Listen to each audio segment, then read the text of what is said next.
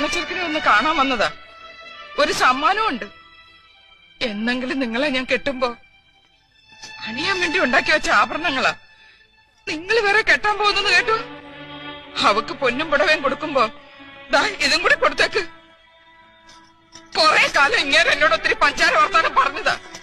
പിന്നെ കല്യാണം വേണ്ട, പെങ്ങക്ക് വേണ്ടി ജീവിക്കാൻ പോണെന്ന് പറഞ്ഞപ്പോ ഞാൻ കരഞ്ഞില്ല, കാല് പിടിച്ചില്ല, കാത്തിരുന്നതേ ഉള്ളൂ.